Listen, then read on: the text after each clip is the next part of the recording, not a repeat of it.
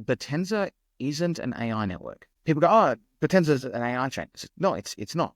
Bittensor is an incentive network. It is a series of different incentives layered on top of each other and interacting that creates a system that allows building out these different frameworks. So the concept of dTAO scales to unlimited subnets, but the concept of the current system could also scale to unlimited subnets. Like there is a setting that the OTS sets of going, the limit is now X. The limit was 32. The limit was 40 something. The limit was 50 something. The limit's now 64.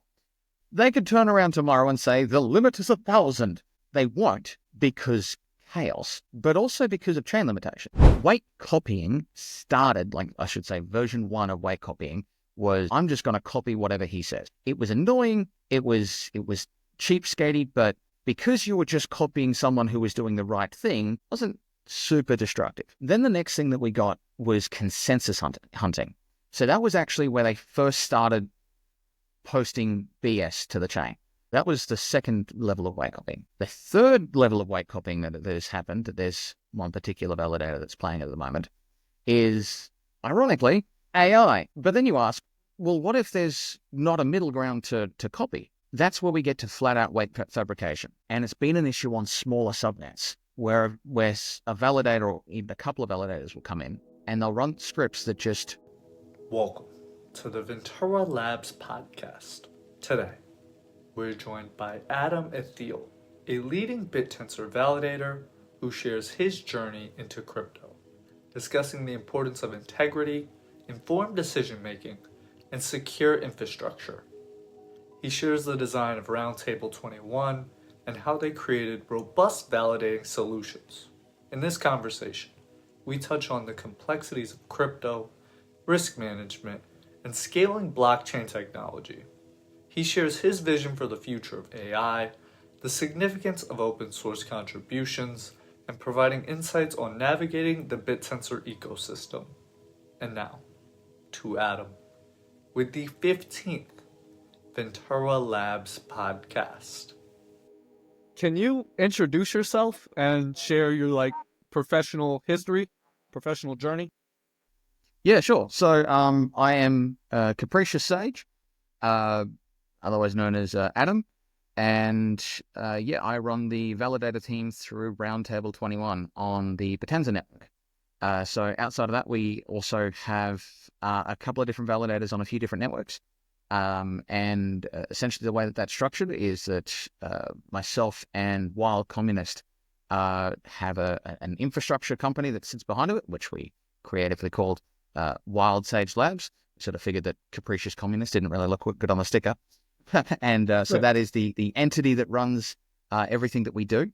And we operate that under the Roundtable21 banner on Bittensor. Whereas the rest of Roundtable21 also does different advisory services and that sort of things across a couple of different projects.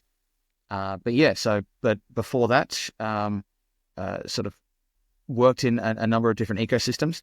My initial sort of full time into crypto started in a little project called Terra, where I was building a project, had my entire portfolio, and everything was going really, really well until absolutely nothing at all happened, and somehow got reset back to zero.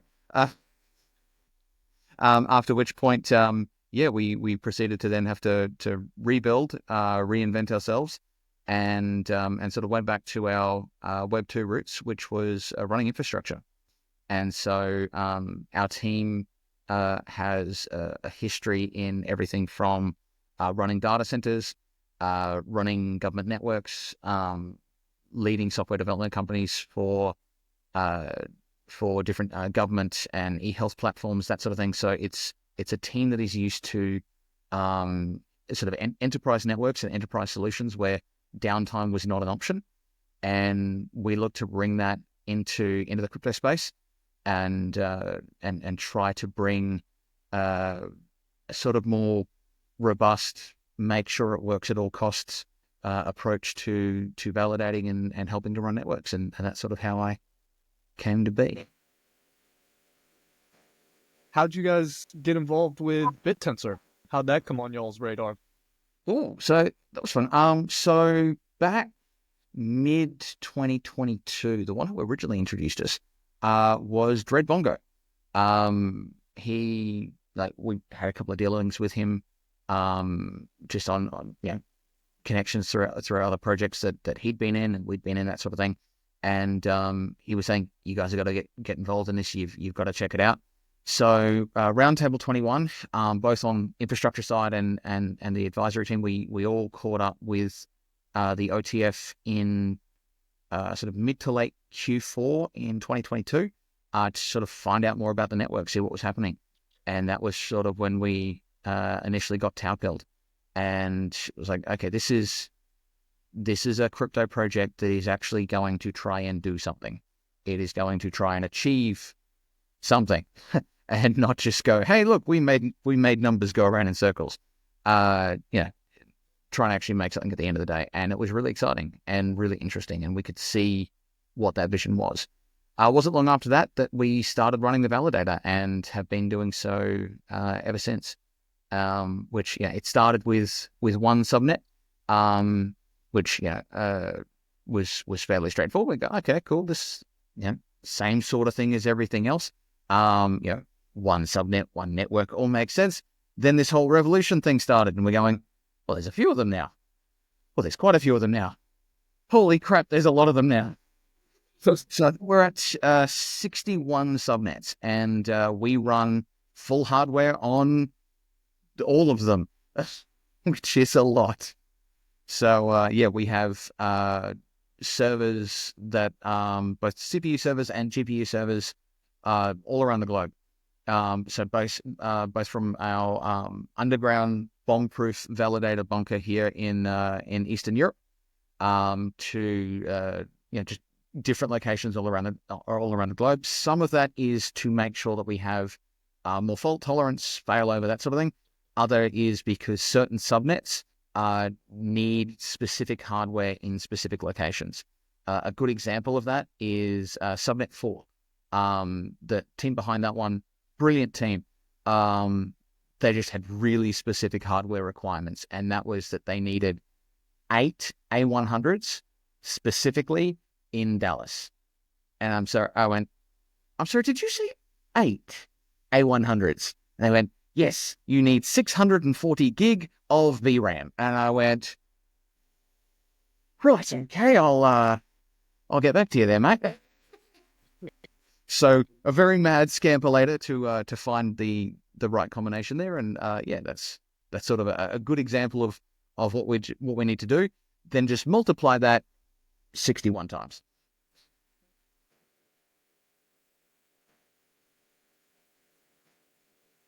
You guys have been around since 2022 and got, I guess, aware of the project through Dread Bongo, which other large validators in the ecosystem also said they became aware through him.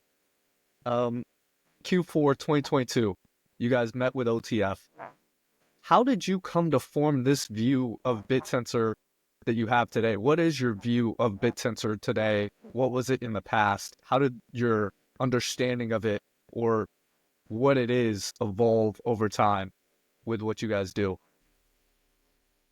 I think the real turning point that showed the full scale of what Bittensor can be and can do is when it went from the OTF is looking at multiple subnets and is slowly scaling out this thing to, hey, we're launching this thing called the Revolution. And at that point, anyone can launch a subnet to do whatever the hell they want. And at that point, it became really clear that Bittensor isn't an AI network. People go, oh, Bittensor is an AI chain. No, it's not. Bittensor is an incentive network. And and as I think I said this on stage in the Bangkok keynote that I gave, is that Bittensor is basically an incentive to Ducken. It is a series of different incentives layered on top of each other and interacting that creates a system that allows building out these different frameworks, and that we as a network are focused on different AI projects at the moment. But I mean, ultimately, it can be used for a lot of different things. And that incentive system is what funds the open source development. It's what funds the creativity. It's what funds the competition, the miners, the validators, the whole system. Now, sometimes players will try and exploit those incentives to gain more than their fair share or do less than their fair share of work. But the system's job is to obviously keep abreast of those issues and continue to evolve. But the system as a whole allows creating something that goes far beyond the creativity of its original founding team to ideas that they would have never thought of, which is the whole point, because no one can think of everything. And this really opened it up to almost like our Ethereum moment, which half of that came with the revolution.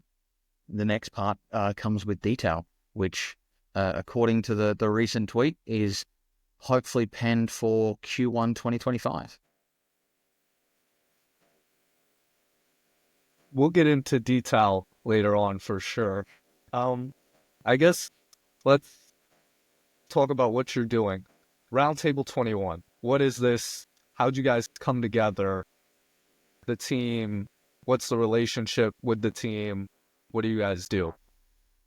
Yeah, so with Roundtable21, as I mentioned, there's two sides. One is the advisory side, which I am an advisor, but not sort of leading that arm, where there's a couple of different projects that we help out sort of behind the scenes to, try and help them get through the day. But then there's the infrastructure side. That's my focus. And so the lion's share of that focus is very much on Bittensor.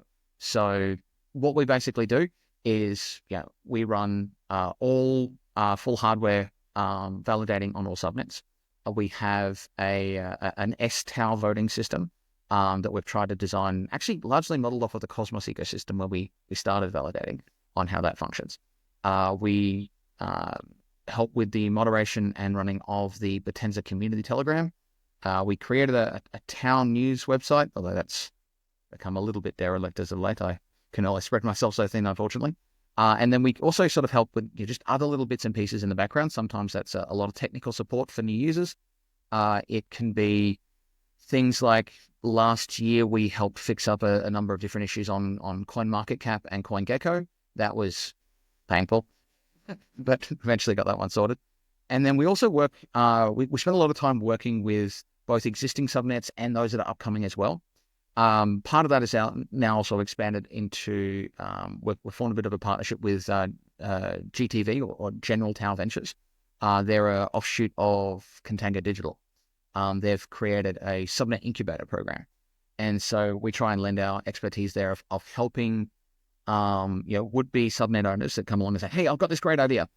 And we're like, okay, let's pick this apart in terms of how the network is going to respond to this. Where does this fit with the incentives? What mechanisms do you need to change? What problems have you got? How is this going to work? How do you deal with incentive misalignment? That sort of thing, such as late copiers and minor exploits and that sort of thing. And we help them sort of basically refine their idea so that then when they actually come to register, they're able to put their best foot forward. And we also try and help them going, okay, here's how you need to present yourself to the community, to the other validators. Here is the information that they're expecting. This is how you go through and make sure that you tell everybody to try to give them the best foot forward. There's no promise that they're going to get emissions from us. It's a case of, we've taught you what you need to do. Now do it. Now come back and press us. Because if anything, it allows us actually to be a lot harsher on them because we're able to say, hey, we've told you what you need to do here. If you're not doing it, you can't claim ignorance. Get it fixed. And it's about creating better subnets. So then we also work with existing subnets to try to go through with testing, development, providing logs, feedback, all of that sort of fun stuff. As well as we run a bit of a child hotkey delegation grant to a number of different subnet owners, where one of the issues at the moment is that we have the main Bittensor network, and then far off in the distance, in this imaginary land that has nothing to do with anything, is the testnet. And unfortunately, what works in testnet, it's a different beast by the time it gets to mainnet. So, we end up with subnets needing to push a whole bunch of extra fixes and all of these things because they can't test it because they don't run infrastructure on mainnet. And so the idea of our child hockey delegations to the subnet owners is to give them a little bit of oomph to run their own validator just on their subnet. It's not about creating an income stream for them. It's about giving them a box where they can throw their code on and go, oh crap, this doesn't work, I need to fix this, before they go, hey, dozen validators, grab this code, see what happens, and for everything to explode. So the hope there is that it was going to help streamline and speed up development on the network. And the feedback that we've got so far from the subnets that we've worked with is that's exactly what's happening, and they love it. And it's been a really big help. So those are some of the things that we do. And then, it's just kind of whatever else we're called on. It's we have a tendency to just be problem solvers, where someone will go, we have this weird problem, and I'll go, I think we can fix that, or help with that. So there's a very, very weird niche issue that we are currently working on a solution for, which I hope that I can mention when the fix is in play. But yeah, it to describe it sounds like the intro to a really lame joke. It's hilarious, but more on that one to come. You guys definitely have your plate full. Yeah, yes, very much so. How did being a validator, you mentioned the Cosmos ecosystem, how did being a validator on other chains and other ecosystems influence your approach to Bittensor, and how does it compare to validating on Bittensor? Oh, that's a good one. So what the main difference, I guess, is the fact that the job is different. What I should say is that the job that validators do is different. So on the Cosmos ecosystem, validators are producing blocks. They all have to be in consensus. They might have an update, say, every couple of weeks, a month or two. They'll go, hey, there's a governance proposal for a new chain. Everyone votes. Goes, cool, it passed. Great. At block number blah, blah, blah, which we think will be at about 7:53 a.m. UTC 0, will be that block height. Everyone needs to build this new code repo, be ready, because at that time, the chain will halt, everyone changes their code over, and as soon as we hit 66%, chain resumes and off to the races. Most chains will get that done within 5-10 minutes. Very systematic, very ordered, very structured, very precise. And very streamlined. It's not any of those things on Bittensor. It's like, hey, we just released an update. Actually, we just released a hot fix to the hot fix to the hot fix to the update that we released earlier today that we didn't give you any warning on. Can you update that now, please? And then you multiply that across all of the subnets, where some will give you a heads up, some will give you notice. Most are like, either update in an hour or update 10 minutes ago.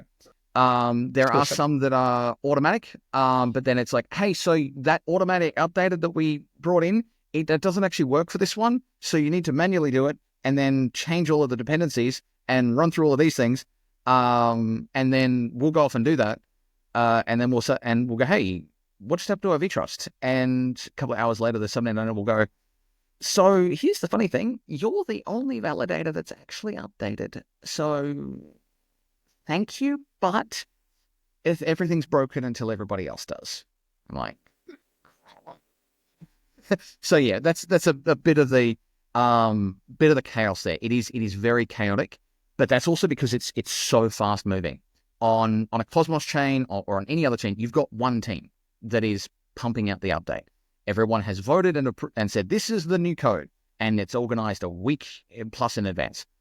On Bittensor, it's 61 subnets that are fighting tooth and nail to keep their emissions, to stay in the game, to not get deregistered, and to survive, keep the miners happy, keep the validators happy, and be developing as fast as humanly possible before someone else comes along and steals their thunder.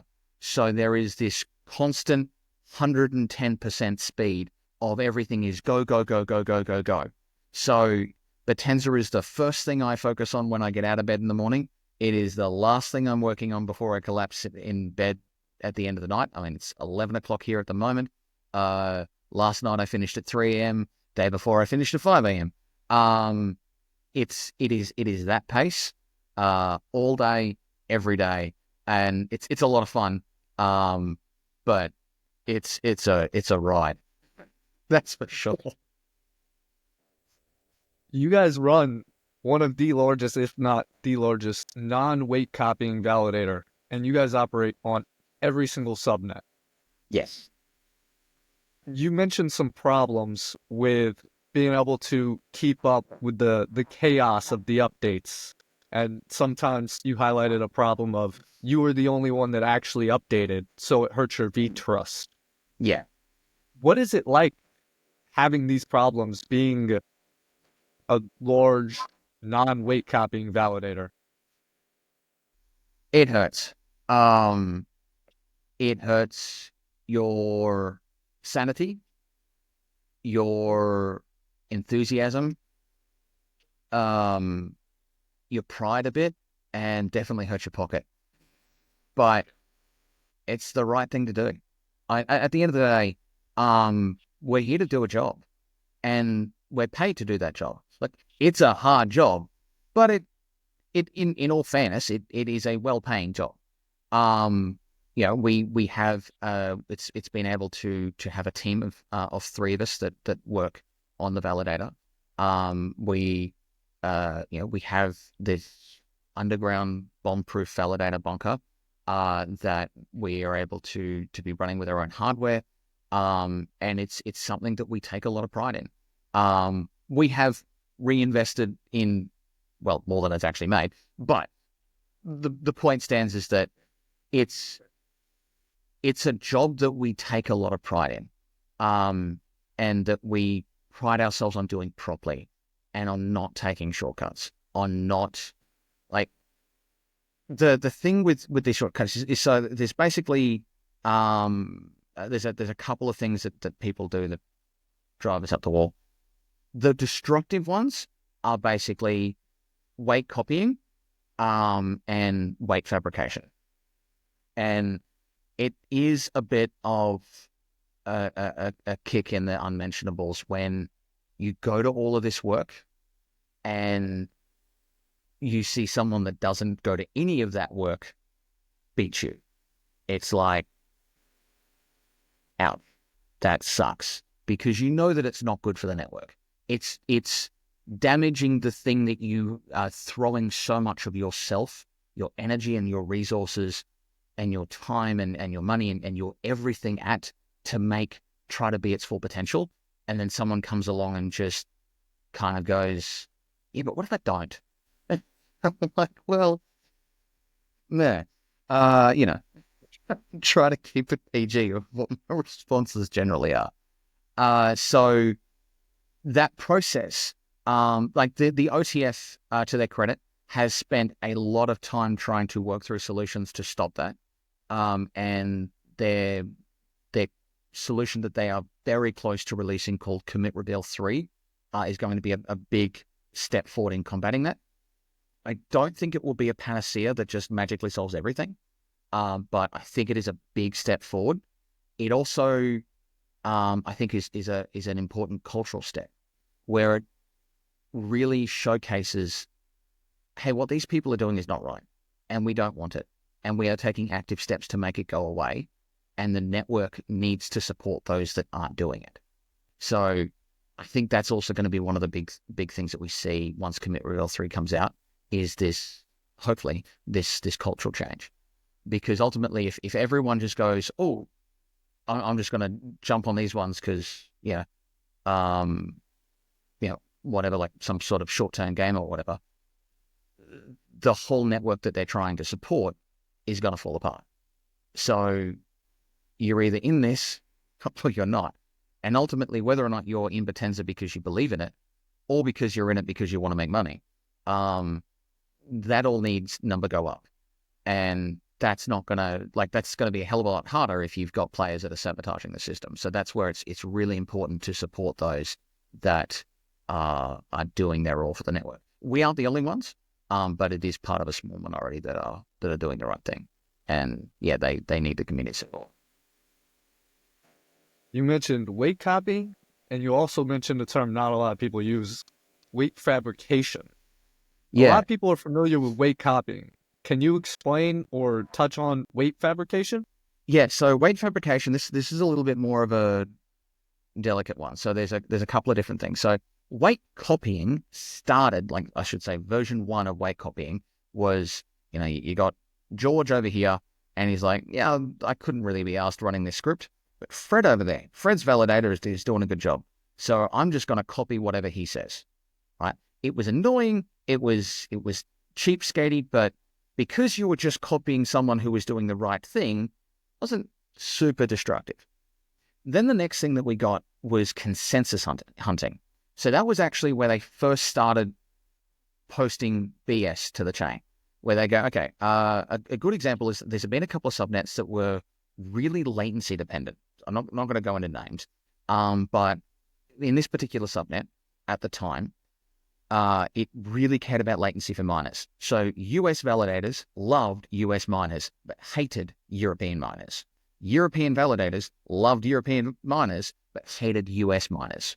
So they would score them differently. So this guy might score the US miner as 0.9, so 0.9, which means doing really well. But European guy might score him 0.5. And then over here, it was the reverse. A really good score from the Europeans, really bad score from the Americans. This meant that the middle average was somewhere in the middle. Now, this difference in scores allowed the subnet owner to know that there was an issue with his scoring system, that he needed to make it less latency dependent. It let the miners and the validators know that depending on which validator that they were trying to connect to, or which miners they were trying to play with, what they had to do to improve their scores, how they needed to distribute things and such. And everyone was able to try and improve. What the weight copiers did with consensus hunting is they go, okay, what's the middle score here? Oh, it turns out, the middle of that, it actually works out as 0.75 is the middle one. I'm going to set that score, and I'm going to throw my weight right there in the middle. And what that did is it meant their V-trust was actually higher. So they were going, wow, this is a perfect score across the board. You scored exactly the middle. So I'm going to, not only did you not have to do the validating work, not only do you not have to worry about updates and patches and making sure it's working and blah, blah, blah, blah, blah, all that really labor and cost intensive stuff because you're cheating. But I'm going to give you even more reward because you are perfectly right on the money there. And it harms the two people doing the right thing and gives extra benefit to the guy in the middle. The problem is that then puts weight somewhere fake. And then when other weight copiers come along, they don't see that there's a weight over here and a weight over here. They see 3. And so the new consensus is kind of in the middle somewhere, impacted by this one. And the more that you get clumping in the middle means the more that things on the outside that are real are no longer being taken into account, and the worse things are getting. Then, when the subnet owner tries to fix these problems, and the real ones, they might shift their scores over here or whatever, you've still got all of this mass in the wrong spot. And it's throwing around what the actual consensus is. And so now they're making up numbers that aren't real. Miners can't improve, subnet owners can't improve, validators can't configure things properly, and everything becomes a bit of a mess. So that was the second level of weight copying. The third level of weight copying that has happened, that there's one particular validator that's playing at the moment, is, ironically, AI. They are using a prediction engine to guess what the most accurate fake number is to pick for the next cycle, so the next sort of 72-minute window, so that they can, in advance, pick a better fake number. So this is going into even more destructive things. Very bad. Great to optimize for this fake yield, but again, is not helping the network. So that's the next tier of things. But then you ask, well, what if there's not a middle ground to copy? That's where we get to flat-out weight fabrication. And it's been an issue on smaller subnets, where a validator or even a couple of validators will come in, and they'll run scripts that just pump out nonsense weights designed to just give them a perfect V-trust. And then if people child hotkey delegate, or worse, start to weight copy that fabricated information, then the whole subnet can't get started. Because anyone who comes along and tries to register a validator and run the real code, their vTrust is awful because they're like, you've got this whole blob of weight just making stuff up. And then you're in here, maybe the only guy running the real code going, what the hell's happening? Why is my score completely wrong? The miners come along and they're like, I'm running this guy's code and then my score's awful and this makes no sense. What the hell's going on? So miners can't improve, validators can't join, and no one's going to give emissions to something that's broken as hell. Meanwhile, the subnet owner's pulling his freaking hair out going, what the hell is going on? The subnet dies. Unfortunately, this has actually happened a couple of times. It's not something we speak about. It's because it's mainly been little subnets that have come along and that's happened too. It's not ideal. So these are the sort of things that, we work to try and counter and to try and stop and to try and fix and to make sure are not able to cause that damage. It's working with other good active validators, combining weight, doing whatever we need to do, making sure that everyone good is on these subnets to counter this. And then basically the moment that this problem goes away is as long as there is then enough good weight to beat the fake stuff ceases to be profitable. And at that point, everyone goes, well, I was only doing the fake stuff to make more money. That's not an option anymore. I just might as well either do the real job or just copy people doing the real job and go back to those other types of weight copying or child's key delegating, those sort of things. So it's that initial kind of mud fight. That's one of the things that is one of the reasons why we're not just on every subnet. We try and be the first on every subnet.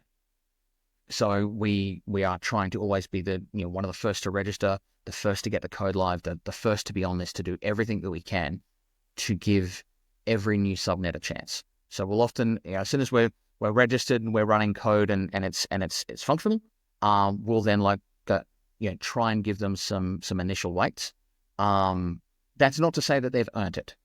At that stage, it's like, look, you haven't earned whatever percent we're giving you.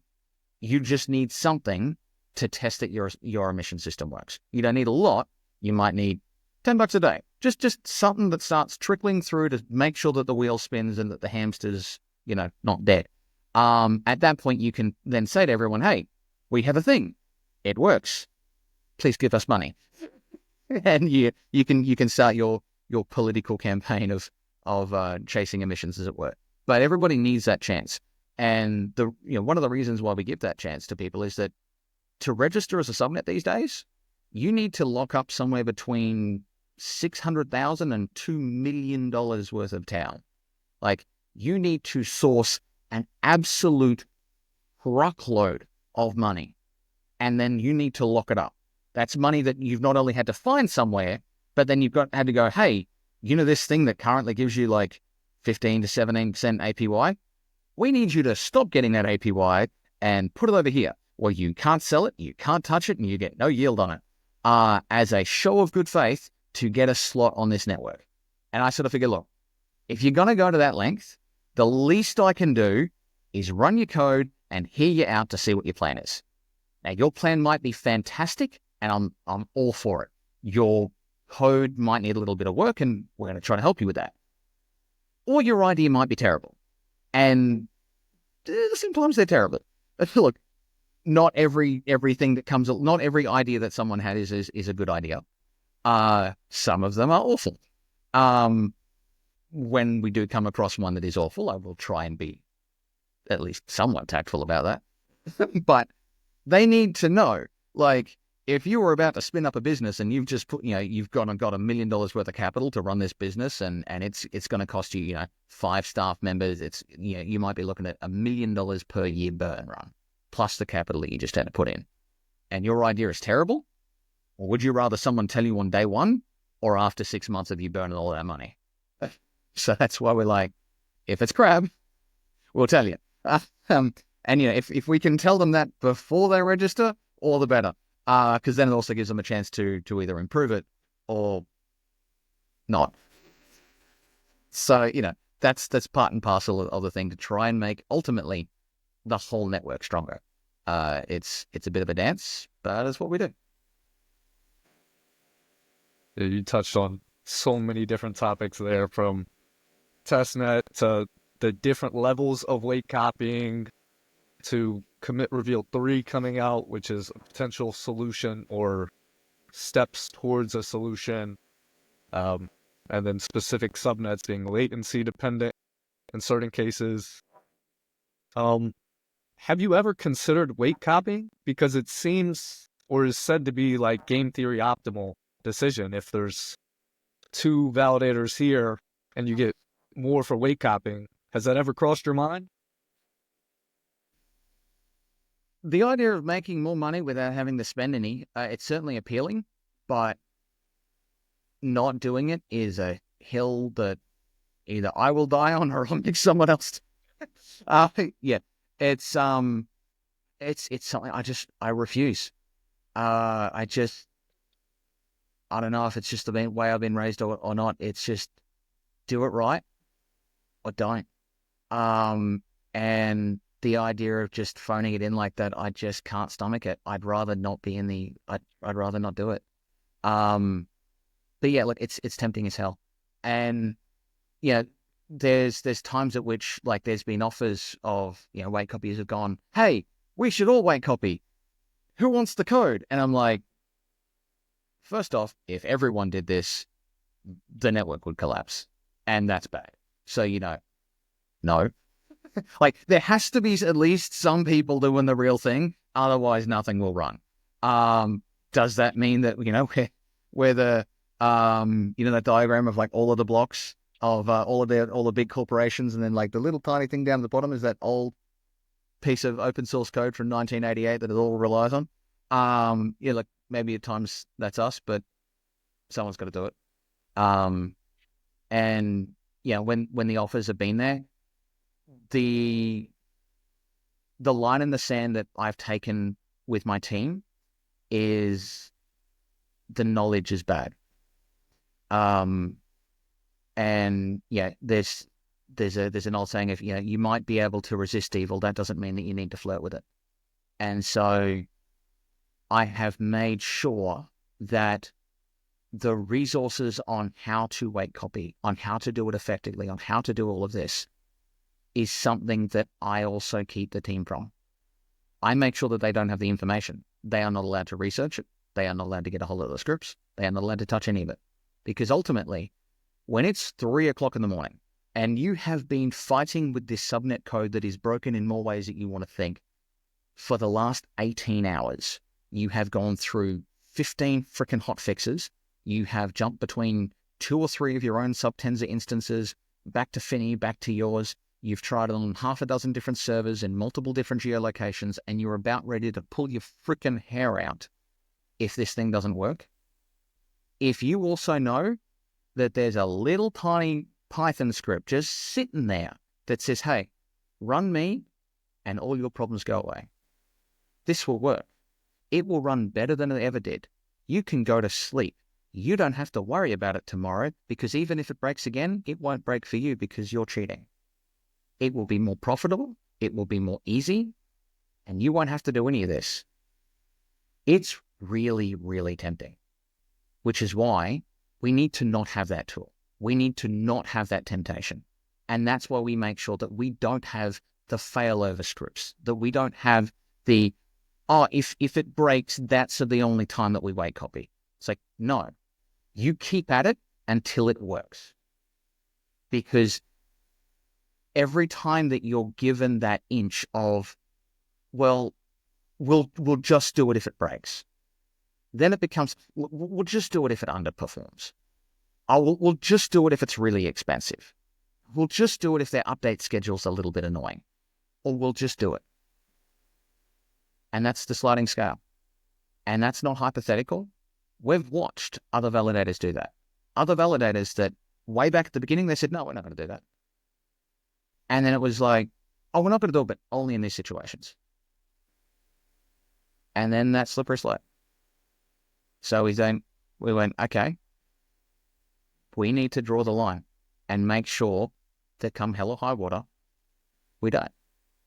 And so that's why I am very vocal about it, and I am very impassioned about it, and somewhat militant about it, is because you can't flirt with that thing because it is so much easier to cheat. And I can understand why other validators do. I may get pissed about it, but I can understand. But it's the job. You do it properly, or you don't do it at all. So that's why we do what we do. Your commitment to not weight copying is beautiful, and it is very beneficial to the network.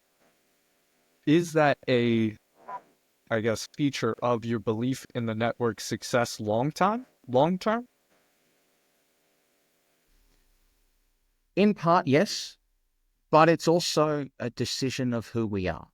Because ultimately, even if it wasn't Bittensor, if it was Banana Token, and the same situation was there, I'd make the same decision.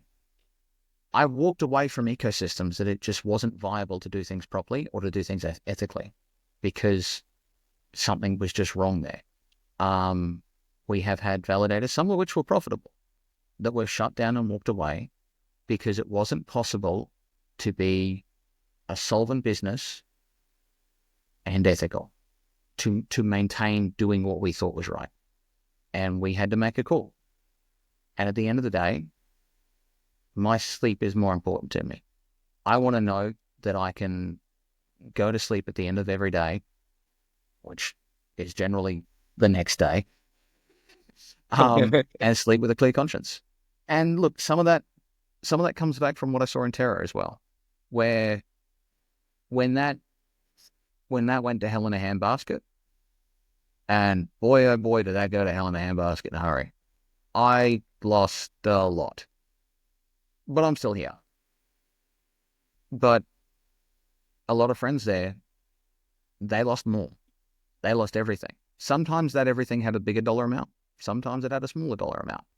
But to them, it was everything. And they weren't able to rebuild. And some of them, they left crypto. Others, unfortunately, they made decisions that can't be taken back. I was also a community moderator in a number of different community channels in that ecosystem. And the hardest messages that I've ever received were people that were talking about killing themselves. They were like, if I can't get my money back, I'm going to kill myself. If I can't recover, I'm going to die. If I can't do this, I'm going to take these tablets. I'm going to jump off this thing. I'm going to do something I can't get back. Because to my family, I'm worth more dead than alive. And when you go through that time and time and time again, I've just took person after person after person saying that to you and crying their heart out and trying to talk you down late. And you're trying to talk these people down from literally killing themselves. It becomes very real. It's no longer just numbers on a screen, Telegram handles in the chat. They're people. It's lives. So you go, look, if I'm going to be involved in something, I'm going to do it right. Because when you take shortcuts, when you don't stick to your guns about what you think is right, things turn to shit. Sooner or later, things turn to shit. And you might be okay. People you know might be okay. Others might not be. And as I said, sleeping properly at the end of every day, that's more important.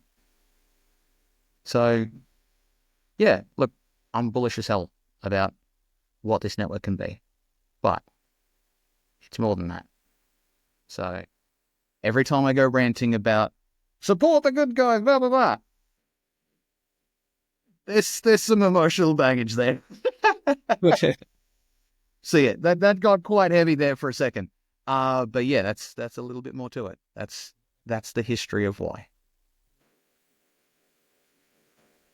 Would you say that baggage influences your approach to making sure you're the first on all of these new subnets, or trying your best to be the first on all these new subnets to give them a real chance to see if their incentive mechanism actually works and not have the...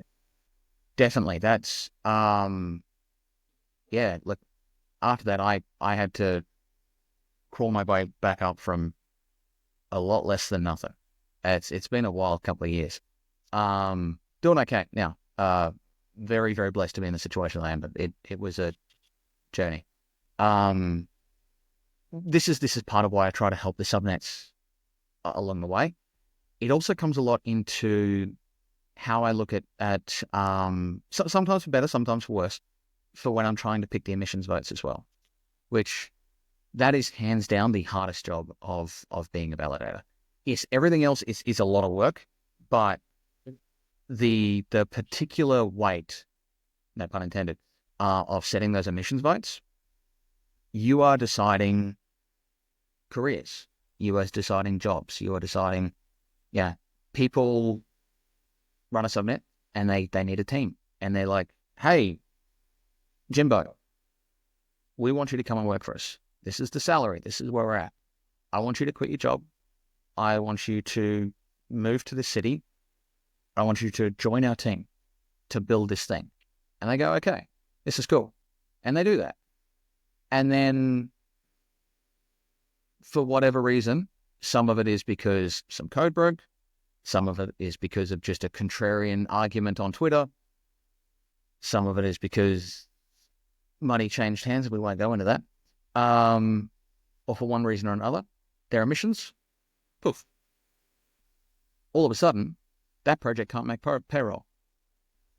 That project can't service the debt on their finance condition. They're gone. And how do you recover from that when all of a sudden you can't make payroll, but you've got to fix problems?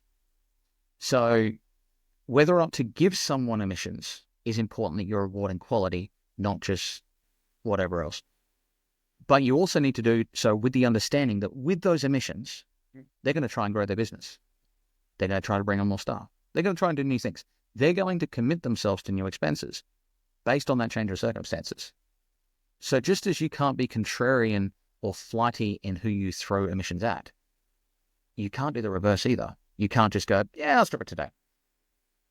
Because that's also going to have an impact on that new staff member that they just hired, on that new whatever. Like these people have got families, they've got kids, they've got lives. So you can't just go, look, I can't pull weights because I don't want to hurt someone's feelings, I don't want to endanger someone's jobs. That's not what I'm saying. What I'm saying is that you need to think through the consequences of your actions. And you need to have a reason for why it's increasing or a reason why it's decreasing. And you need to think that through. You need to talk to the teams. You need to understand the best of you can why you're making those decisions in the first place. And you need to understand the repercussions of those. And it can't just be a game. It's easy to just abstract it as in, I threw the number at subnet 99 because whatever. There isn't a subnet 99, which I always use that as an example. And then I realized actually in a couple of months, there probably will be. And then poor subnet 99 is referencing just all of my rants. And they're going to go like, the bloody hell though. Like, apologies to future subnet 99 for always being the number I pick on. But yeah, so there needs to be a lot of thought into that. And the way that some validators have just turned that into a joke, I find rather morally egregious. And that's not the high horse here. Look, I'm not perfect. I'm far from it. And it's one of the things I'm looking forward to the most in detail is that is one part of the job that goes away because I think the validators have way too much power in that regard. There's a lot of things that validators get the short end of the stick of, but then the amount of power that they have with deciding where the money goes and how concentrated that power is almost an oligarchy, and I don't like it. I'm part of it and I don't like it.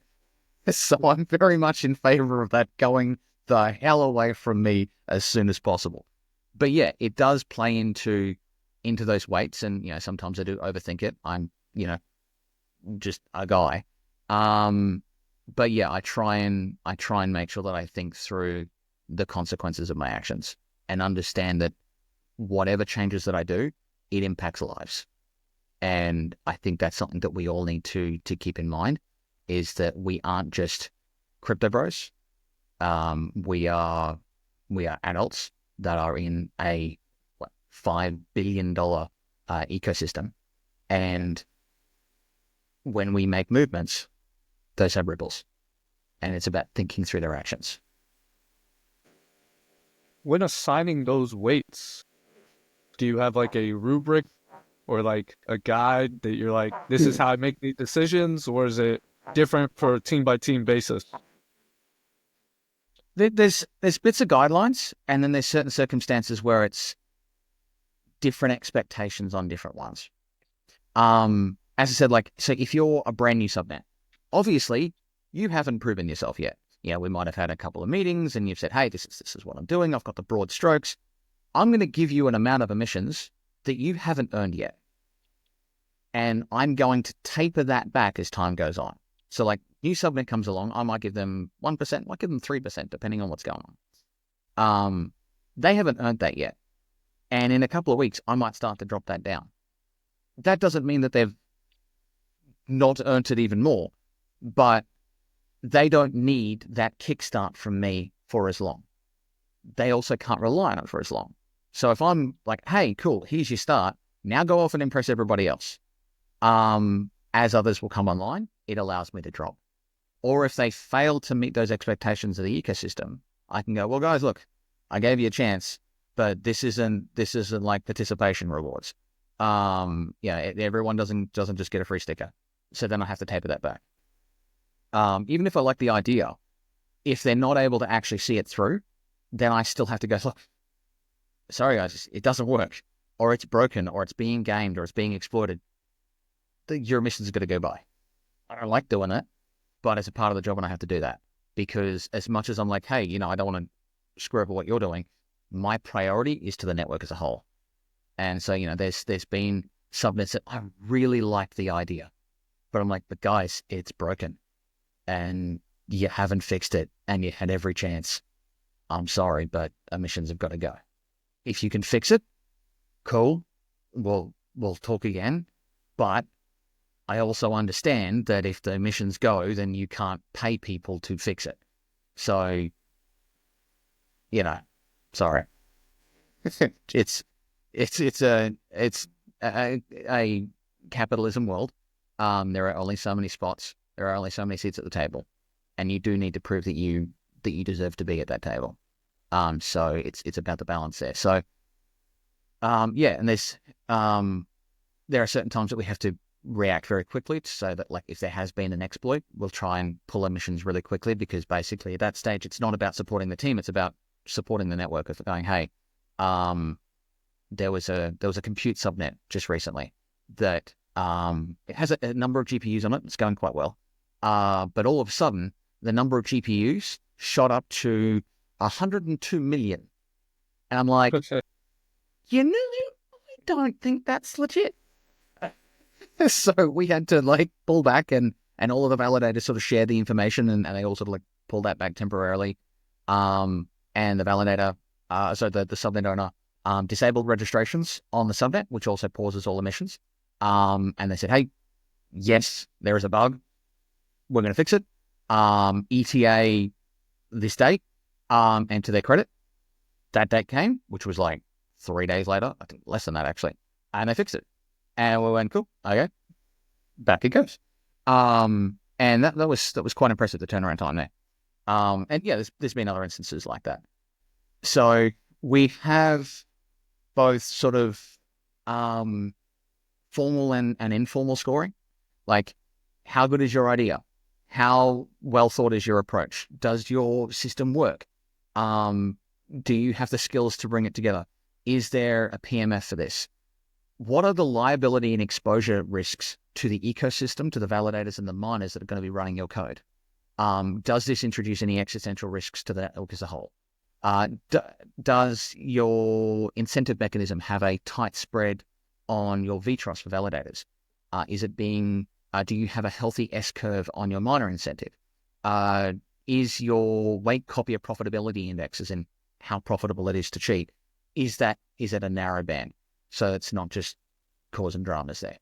So that's a bit about what they're doing, how they're doing their code base. Do your updates come at consistent times? Do your patches work? Do you have an auto updater? Does it work? Do you wait until 11:30 p.m. on a Sunday night and then pump out 5 hot fixes over the course of 5 hours? That's not going to win your friends. Yeah, I try not to come too much focusing on that, and I do have words with those that do that. But yeah, these are things that, like, it's not just because we don't want to be sitting there until 4 o'clock in the morning on a Sunday. It's also because we know that the other validators don't want to, and often won't. And if you can't get consistent timing with your updates, we'll run into issues like what I described before, where the subnet owner goes, "You're the only one who's patched it." And that'll be an issue for 12 hours, 18 hours, 24 hours. And so we're having to, guide the subnet owners through how to sort of fix some of those problems. But making sure that your updates are consistent, that you notify people when they're coming, that you make it streamlined as possible. You have to make it effective for people to use your subnet, both from a user perspective, a validator perspective, and a miner perspective.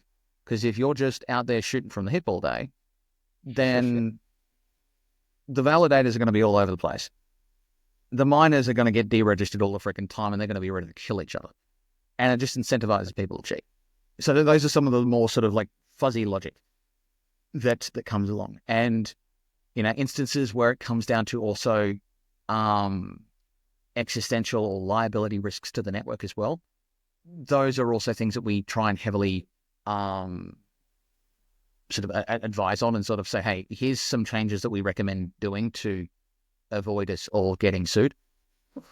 Because, a part of like the way that we have structured our entities, the jurisdictions, the structuring, the obfuscation that we have set up there, where we've located our literally giant bomb-proof bunker thing, which, I gave you a bit of a tour on. That one's not going on camera. That is designed to maintain independence, security, and mitigate risks. Again, the history influencing us there of one day had a great portfolio, had a great project, great business, great everything. 48 hours later, that was definitely an inspiration as to why I live in an underground bunker behind what's sort of like there to there reinforced concrete. Trauma, what trauma? And I try to take that approach of mitigating risks. So if I see something that on the network that I'm like, hey, this is going to come back and bite us, I try and let them know. And it's a lot of things that sometimes I haven't even thought of. And it's about try to address that for the betterment of the network as a whole. It's about maintaining a level of professionalism. And yeah. You guys have a underground bunker. I don't know how much you want to share about that, what the plans are for the future of that, for the future of your validator, how you decide if you run physical hardware or you run it on some cloud compute server. How do you make those type of decisions, and what's the future of Roundtable21 look like? Yeah, so much of the last, feels like an eternity, I think 18 months, when did we start building this thing? Feels like 1,000 years ago, honestly. The idea was always that when the bunker was ready, to bring as much hardware in here as possible, especially anything that has our cold key on it, just to make sure that we're able to have as much physical control, physical safety, and also network safety of multiple layers of the network above it, to keep that safe. Which, if you'll remember the hack a few months ago, you'll know why we do that. We were not impacted. That is because we have a team of paranoid security specialists that used to work in government departments, that made sure that we weren't impacted. So now that the bunker is largely done, we've got a number. We've already got a number of servers here. We're bringing more in constantly. They do take a while to ship in. It is a long way from anywhere. I expect one day it's going to get delivered here by camel. But yeah, so that has its own logistics issues. But we have 120 kilowatt transformer, 80 kilowatt diesel generator with a month's worth of diesel, 80 kilowatt UPS with a freaking massive battery bank. We have a couple of fiber lines, so actual physical separate fiber lines in, not just multiple strands on each. Got both. Starlink for backup. We're putting in multiple Starlinks, a number of different fiber lines. We've built our own well, so we have our own water source. It's 280 meters deep, which I think is like 980 feet. You Americans have weird measurements. Freedom units, I think you call them. Yeah, so, and then we're eventually going to be building a little bit of a solar farm here as well to just try to counter the absurd amount of go-go juice these darn things use. But the plan is not to have everything here, because ultimately, as resilient as this compound is, it is still one spot. So we will always still have a mix of servers across different parts of Europe, maybe across different parts of Asia. I have family and such back in Australia. So we are also toying with the idea of having a sort of a smaller redundancy facility in some land back in Australia that we have. It's like basically a family, some family land, to kind of serve as a, like, each hemisphere sort of shindig. That before we're allowed to do that, I've made a very clear rule to Wild Communist. Thou must finish existing construction concepts, existing projects, before you're allowed to do anything else. Because he does love to build stuff. No more. Finish. Can't have your dessert until you finish a piece. But yeah, so we have leased hardware all across the place. We try and minimize US exposure. As I said, Subnet 4, it specifically had to be in Dallas, which is unfortunately in the US. What's jack all we could do about that? But yeah, wherever we can, non-US, just for compliance and risk mitigation. Hopefully that will change in the future. The new administration coming in, look, love them or hate them, it should be good for crypto. And I'm very much looking forward to Gary Gensler filing for unemployment. I will be smiling with glee when that happens. I guess, yeah, he's not becoming Treasury Secretary after all. I know. But yeah, so yeah, that's kind of the approach that we use, is try to maintain redundancy, failover, whilst moving everything that makes sense into the compound here, because then that also means that if anything happens, we are physically able to, go and hit it with a stick, or, slightly more advanced mechanisms. But yeah, that's the approach. You have quite the diverse risk exposure there. You said you want to minimize U.S. exposure. With this new administration coming, you said it's going to be more pro-crypto. Everybody says this. Do you anticipate getting some more U.S. exposure? Not necessarily. At the end of the day,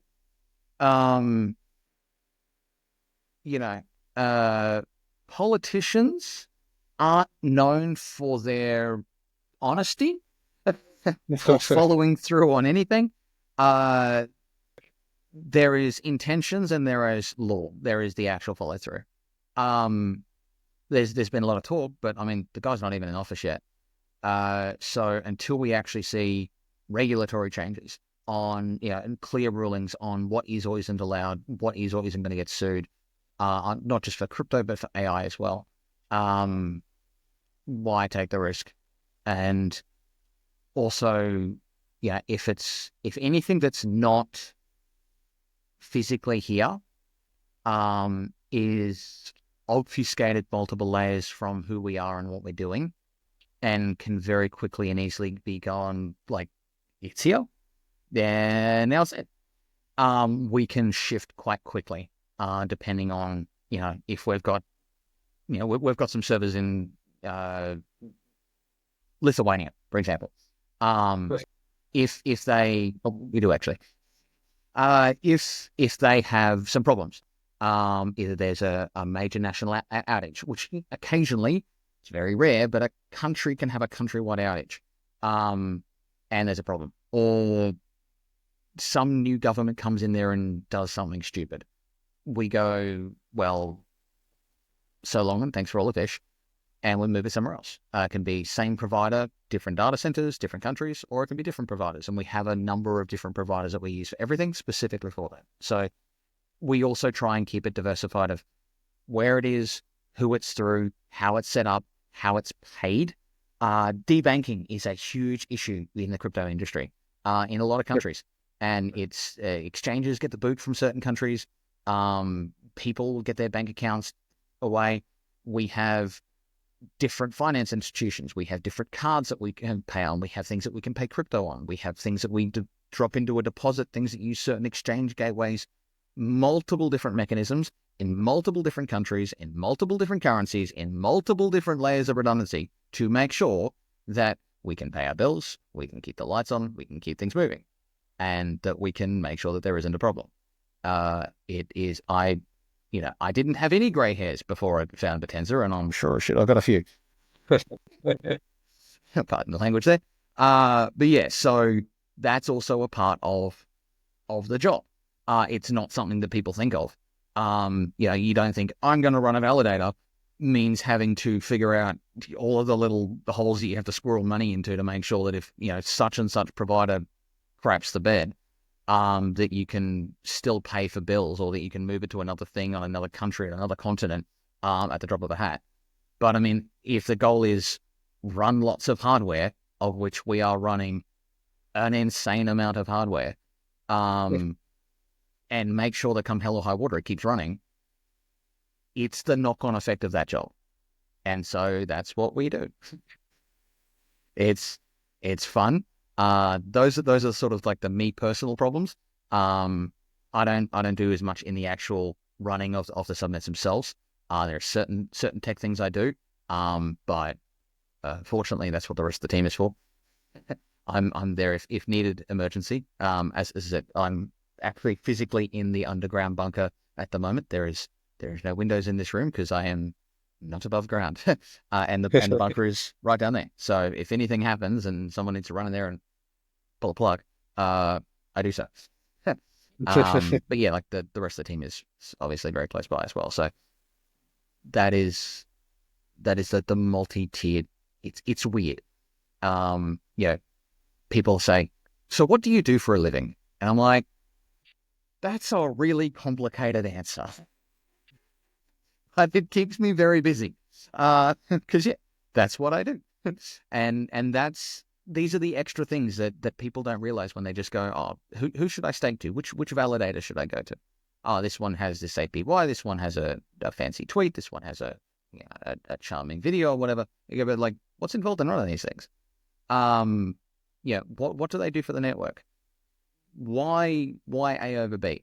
These are the things that people need to know is happening behind the scenes as to what's going on and to why they should or shouldn't support someone, and what it is that delegating their TAO means both for them and for the ecosystem as a whole. Safe to say a lot goes on behind the scenes, as you have highlighted all the work running a validator encompasses. Yeah. dTAO is coming Q1. What are your thoughts on dTAO? How does that change your job? It solves some problems. It creates some new ones. It's not perfect. Nothing's perfect. It's made by humans. Can't be perfect. The thing I'm most excited for is that I won't have to pick the emissions anymore. And the thing I'm most excited for is that no one else is picking emissions either. Because, that's fun. But the thing that also scares the crap out of me is that all of the emissions are now entirely market-based. And there's an old saying, the market will remain irrational for longer than you will remain solvent.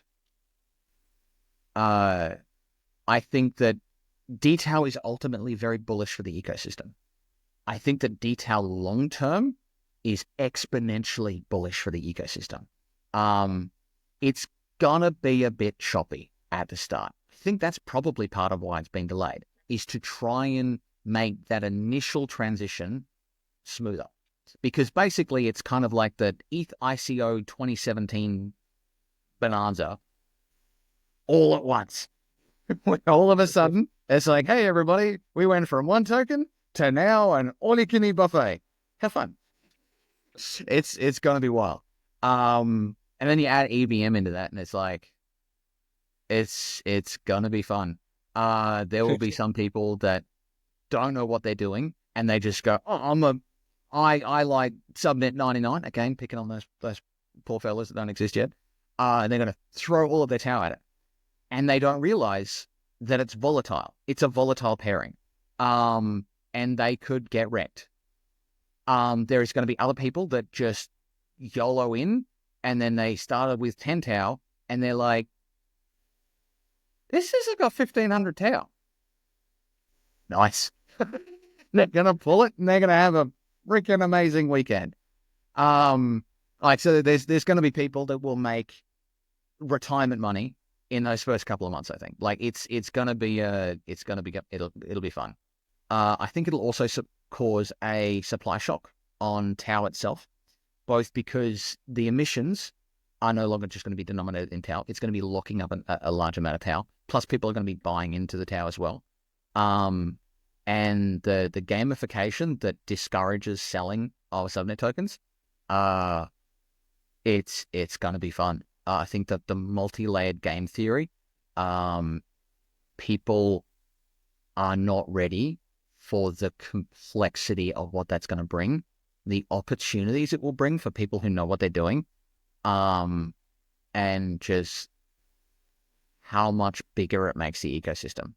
It's quite exciting, in part for those who want to participate, and also in part for those that just want to grab the popcorn and watch. Look, if you are a risk-off kind of person, then you can grab your popcorn and go, I'm going to enjoy this. I'm going to hold my TAO. I'm going to stake my normal TAO. I'm not going to play the dTAO game. I'm going to collect my normal TAO yield, and then I'll get a bunch of dTAO yield as part of that just for staking on RootNet. For some of that, I might keep and stake. Some of that, I might swap Subnet 99 tokens for Subnet 88 tokens. Others, I'm going to stake my random dTAO tokens and get like 500% APY for the first couple of months. Others, they might just swap it back to TAO and take it like that. But that allows them an off-risk exposure where they're keeping their TAO as TAO, they're staking that TAO with a validator that's on all subnets, and they're getting a mix of both TAO emissions and all of the details. And there's other people that go, I think that Subnet 99 is going to go absolutely bananas. And they're going to say, look, I've got my bag of TAO, I'm going to stake it, and then I'm going to carve off 20% of that, and I'm going to buy the dTAO tokens for Subnet 99. And they're going to get a big chunk of that, and they're going to stake it for that bonkers APY at the beginning, because it's the same emissions rate as TAO itself, 7,200 a day, which when there's 5 million TAO, 8 million TAO, adding 7,200 a day is not a huge amount. But when there's 7,200, and you add 7,200 in a day, that just doubled it. So, like the first couple of months, that supply is rapidly increasing, but it's also getting a huge amount of liquidity pumped into it through the emission schedule as well. So it could be getting $1 million worth of liquidity pumped in a day just from the emission schedule, or a couple of million potentially, sort of depending on prices and such. And people are going to be buying in this, buying, selling, swapping backwards and forwards. It's going to be wild, and some people are going to, if they play their cards right, and they've got the stomach for it. I don't. I am not a trader. I look at TA and I go, that looks like a lovely drawing. Did your child do that? When I see the lines and the squiggles, and I'm like, dude, that is not my circus, not my monkey. So I'm not going to be swing trading the technical analysis on what they're going to do. I'm going to basically be keeping on the ones that I like the team and I like what they're doing. And I'm going to play that off risk as I do with a lot of things. Again, giant concrete bunker, not a man who likes risks. But yeah, who to thank it? But yeah, I know some degens that are foaming at the mouth at the idea of what they're going to be doing there. So it's going to be something. And the demand for that, because of course the only way to get the dTAO tokens is to have TAO. So if you want to play this game of, hey, this cool subnet that's getting $1 squillion of liquidity squirted into it every day and has a crazy high APY in a sort of a contained ecosystem, you want exposure to that, you got to go by TAO. Ooh, unfortunately, there's not much TAO left because it's all getting smushed up into here. So that's going to make the actual token price also very volatile. So, you know, I'm hoping number go up, you know, I certainly have a horse in that race. I think it's also going to be like the thing people have to remember is that when you thin out order books, you are thinning out liquidity and that increases volatility. Now, if sentiment is bullish, the general trend of that is going to be upwards. And the sentiment is very bullish. We are in a bull market coming into, it's a weird market, but overall bull market. We are in an AI market, and it's the leading AI chain. Look, TAO didn't have to do anything special to win this cycle. It was already going to happen. But this is going to send things dropper. I think that, yeah, that's going to lead to some very aggressive price movements. But just like we saw earlier this week, sometimes someone who does not know what a limit order is, fat fingers the spot button on sell, which does unfortunately work, and you end up with cascading liquidations and all of that sort of fun stuff. Where we had the price was like 650, flash crashed in 15 minutes down to $385. For about 2 seconds, and then within an hour was back up to $600. Now, if you are spot or if you hold your TAO in your wallet, you didn't know, you didn't care. If you bought it spot and it's sitting on exchange, you didn't know, you didn't care. If you had a limit order that you had for whatever reason forgot that you set for $400 and you wake up the next morning, you're gonna go, well, damn, I'm up 50% in 4 hours. What can you do? But if you were playing leverage, even if you had a really, really low leverage, you got smushed. There's an old saying, there are 3 things in life that will ruin even the wisest of men: liquor, ladies, and leverage.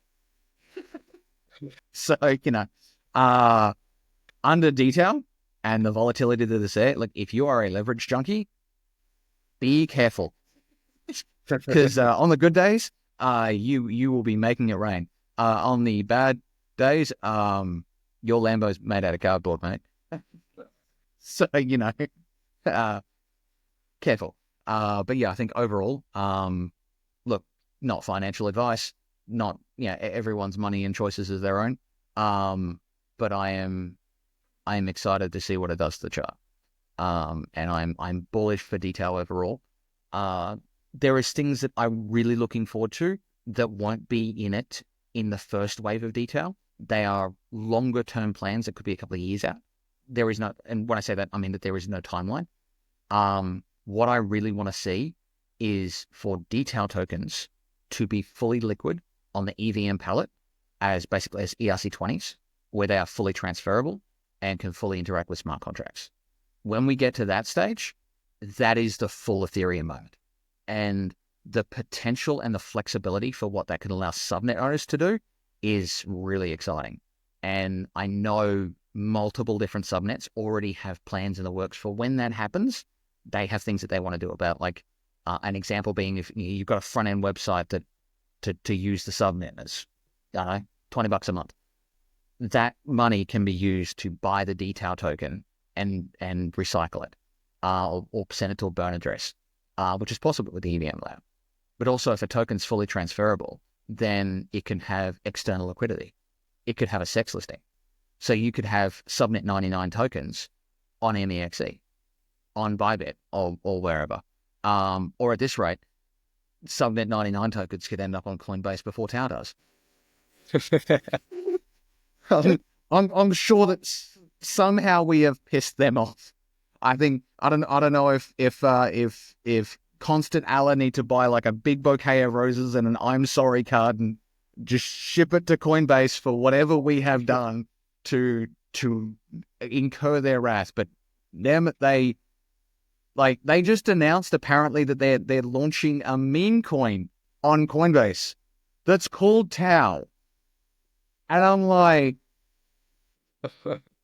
well, I take that one personally. But, you know, but like at that stage, things will go bananas. But I think it is also quite sane of the OTF to not throw that into the mix at the same time as they start detail. A staggered approach of like, let's make the transition. Let's build up liquidity. Let's stabilize things so that price is less speculative on the token and more approaching to sort of going towards value.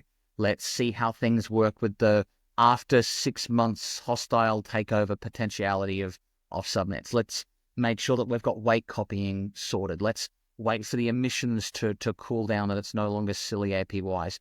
Let's see how the inflow of new subnets is going to be under this ecosystem. Let's build out the control rails for the Senate if there's a rogue or dodgy subnet. Let's build all of this other fluff first before we dial the degeneracy up to 11 and like have everything as an ERC20 and just YOLO the shit out of it. I am very much in favor of also like that. Let's crawl before we walk and walk before we run, as opposed to just jumping off the cliff and seeing if we can fly. So I'm glad that there is that staggered approach.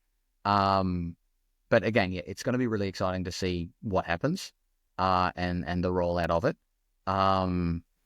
It's just people need to be very aware that when they swap their TAO, which at the moment you stake TAO on root, that staking remains exactly the same. So like if dTAO launched tomorrow, nothing changes with your bag that you have staked. It just goes from being called staking to rootnet staking. Same thing. Okay. And you go from just getting just TAO rewards to TAO rewards and all of this other stuff that's going to appear in your wallet. Have fun figuring it out. Hey, learning curve on Bittensor. Who'd have thunk it? But when you go swapping TAO to a subnet token, be it, subnet 1, 2, 3, 4, whatever, your tokens are going through a liquidity pool. They are going into a volatile swap, which means it's the same as if you are swapping your ETH for SHIB tokens. There is a price difference between the two, and that price fluctuates. Sometimes when you have your ETH and you buy banana token, you come back tomorrow and banana token has done a 10x. Other days you come back tomorrow and banana token is gone to shit. No way to sugarcoat it. Same thing can happen here. There is liquidity that's going into these, which is based on the price of the dTAO token. So the more expensive a dTAO token is, every day the more TAO is being used on the buy side to buy into that pair. Basically pumping in and supporting that and deepening its liquidity. But if everybody sells out from it and its price goes to hell in a handbasket, less liquidity, which means it can create virtuous and unvirtuous cycles there. Exactly how that's going to play out? I mean, we try the game theory, we try to have the round network, all of these things, but at the end of the day, everybody has a perfect plan until they get punched in the face. And all of the simulations in the world aren't going to show you exactly what's going to happen when you get a whole bunch of people and say, have fun. Because as we have established, a person is smart, people are stupid. And you get a whole bunch of people with a whole bunch of money and everybody FOMOs, everybody gets excited. People do stupid stuff. And people do things that seem like a great idea at the time. They might throw too much in on an order, not realizing that the liquidity was thin and the price impact screws them. There could be volatility. There's random order finalization on Bittensor, which means that there's 32 transactions going into the pool. The order that they're finalized is not which order they were in the pool. It's random, which means of the 32 transactions that went in, 10 of them might be trying to buy Subnet 99 tokens, all for X price. Each one of them that goes through is going to impact the price, which means that person who ends up being the 10th guy in the row, his trade might either fail because of the slippage or the price impact, or if he didn't set those limits, it'll go through, but at a very different price from guy number one. And this is the same thing. It's like when you're trading any other pair of altcoins on any other chain, is that they are volatile pairs. And so number can go up, number can go down. And look, we are in crypto in a large part because money. And where that money comes from is the volatility. Volatility is a two-edged sword. Look, if we were interested in 5% per year, we would put it in the bank. If we were interested in 10 to 30% per year, we would put it in TradeFi. We would, or we go, hey, look, at my index fund gets 10% average, whatever, over the last million years. But if we want a chance for a 1,000x, welcome to crypto. But the trade-off of 1,000x is that you can also go to zero. Sometimes you're on the 1,000x. Sometimes you're on the zero. And the volatility means that the number will change a lot. And hopefully in your direction. Not always. So be careful. Think it through. Crawl before you walk. Walk before you run. Don't overcommit yourself. Never spend money that you can't afford to live without. And be aware of how the system works. Aware that there is always someone who is going to either be one, has more money than you. It doesn't matter how much money you've got. There is always someone who has more money than you. And two, doesn't matter how lucky you are. Someone is always more lucky than you. Because the best laid plans of mice and men, sometimes you just ended up being the random guy who just didn't work for you. But other time you find that one SOB that seems to have a golden horseshoe shoved up their ass, and for them that just worked perfectly, and you're looking and going, I hate you. Just whatever. So it's exciting. It's a little scary. Go in eyes wide open. If you're going to participate in it, fully understand what you're doing, and be prepared that you could either win really big or lose really big. But that's also the game you signed up for. And if you don't want to play that, the cool thing is you can just hold your towel and benefit from all of the fruitcakes doing the risky stuff. You can have your cake and eat it too to that effect. It's good that you highlight there's a risk on and risk off option with dTAO. Yeah. Participation is not forced. No. And ultimately, it's important to think every decision in life is a risk assessed trade. If you have $100 and you go, I want the least risky thing I can do with this $100, and you put it in a safe. Okay. The risk is someone could break into your house. Your house could burn down. Something could happen to your house and your money is gone. Risk of that is low.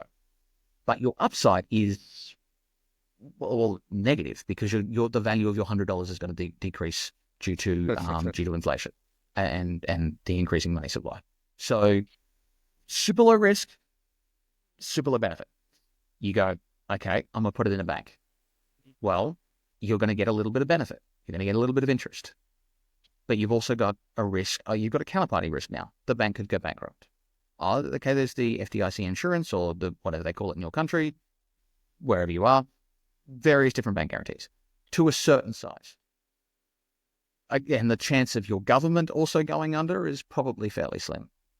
So your risk, again, fairly low. Your benefits are fairly low. So then it mainly comes down to Forex. And you go, okay, next thing, I could put it in shares. I could put it in either an individual share, which my risks could be a little bit higher, my gains could be a little bit higher. Or I put it in an index fund, which long term, not particularly high risks, but again, still subject to short-term volatility, bit better returns. As you keep going up that risk reward, you get to crypto. Fairly far up on the risk, fairly far up on the rewards. You go further, leverage trading. You go further, gambling. You go further, hey, lottery tickets. At the end of the day, buying a lottery ticket is a hyper leveraged long with no stop loss. It's like, hey, this $5, it is like a bajillion times leverage. If I win, if my trade pulls off, I get $50 million. If it doesn't pan out, I get liquidated. It's the same thing. It is understanding the risks and the rewards and deciding if the two of them, if the delta there is that there is more rewards than you are throwing risks, and that is within your tolerances, then you go for it. If the risk exceeds the rewards or it exceeds your tolerance, you don't. You make that decision either consciously or subconsciously in every single thing you do, whether that is how you spend your money, whether or not you choose to get that very questionable taco, whether you choose to work from home, drive to an office, go somewhere on a holiday. Every decision is weighing risk and reward, and understanding that helps you understand your own decisions better and hopefully helps you make better decisions. That is sound advice, to say the least. Approach everything as a risk-reward trade. I mean, the only other piece of advice is just, don't catch the falling knife on an algorithmic stablecoin, but that's a different topic. Yeah, don't be the fat finger. Learn from those who made the mistakes. Yeah, don't be the fat finger in the subnet token pool. Yeah, that too. With dTAO, people say, or it is possible to now have infinite subnets in theory. What is the plan for that to validate? Do you go on every single subnet still, or is there a point where it becomes unattainable to be operating on every single subnet? So the concept of dTAO scales to unlimited subnets, but the concept of the current system could also scale to unlimited subnets. Like there is a setting that the OTF sets of going, the limit is now X. The limit was 32. The limit was 40 something. The limit was 50 something. The limit's now 64. They could turn around tomorrow and say, the limit is 1,000. They won't, because chaos, but also because of chain limitations. I think that when dTAO arrives, they're not going to say the limit is unlimited. They're not going to say we could have 10,000 of these things tomorrow, because the chain would shite itself. At the end of the day, I mean, it still has to be run. At the moment, the authority nodes are all run by the OTF. Eventually that will decentralize. At what pace? Not my circus, not my knocking, not my decision. But yeah, that will be most likely. A lot of the big validators will end up running, this current sort of opinion broker validators that we run at the moment, and then probably also a chain node. There is the physical capacity of the chain. At the moment, it can have so many transactions in the mempool. It has every new subnet that it adds. It is adding a whole extra set of setting weights, minor answers, emissions distributions. It's a whole bunch of maths. It's a whole bunch of stuff. There's a whole bunch of new things that are coming. And then when you add dTAO, you're adding even more. So this is where they've constantly been going through, like the reason why it was a slow process of expanding from 32 to 64 subnets is not just to stagger out the new people. It's also to optimize the chain. So for a while there, the chain is meant to have one block every 12 seconds. And for a while there, it got to one block every 15 and a half seconds, which doesn't sound a lot until you realize that a 7,200 block day was taking 30 hours. So where your APY was meant to be 17% or whatever, that's calculated as what it was going to be daily. Each day was actually 30 hours. So each year was like 13, 14 months. So it was 17% per 14-month year. That was only a short window there whilst they were trying to optimize things. And they improved that. And they expand the limit. And then they keep improving things. This is why emissions are now paid out once a day. This is why there is a rate limit on how often you can unstack and how often you can restack. That you can only perform one staking action every 3,600 blocks. Every 360 blocks. you can only perform one unstaking action every 360 blocks. Unstaking is instant, but if you unstake half of your TAO now, you're going to have to wait an hour and a half before you do it again. This was to reduce the number of transactions.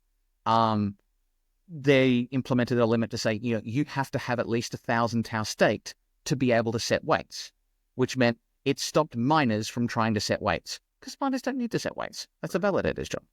You're not meant to set weights if you're just like, I registered as a validator, I'm going to set weights. Dude, you have 3 TAO. Go away. Like, they had to set that minimum, both to keep the network sane, but to reduce that chain bloat. So every change they do is about optimizing that efficiency. So, at the moment, there's sort of, we have a dashboard that sort of looks at it, and there's between, 10 to 20, 25 transactions per block. So, there was a block 6 hours ago that had 19 failed transactions and six successful transactions. The last block had 10 successful and 8 failed. Sometimes they fail because they time out. Sometimes they fail because there was too many transactions in the mempool. Sometimes they time out because, they fail because they were doing something that they're not allowed to. They were trying to set weights too often. They were trying to unstake too often. They were trying to change their child hotkey things too often, or whatever, and it failed. Other times it failed because it was just overloaded and it went, I'm out. And that's part and parcel.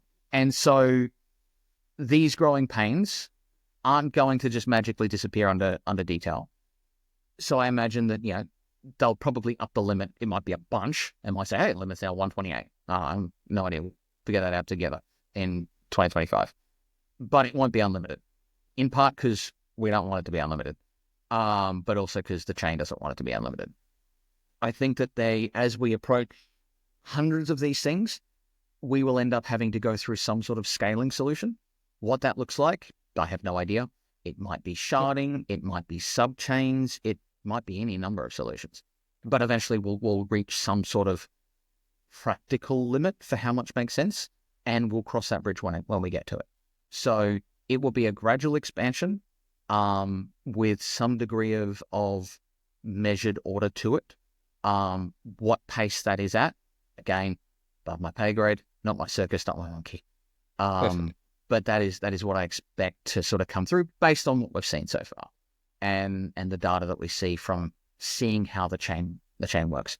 As I said, we go through we have a number of different dashboards that we either use internally.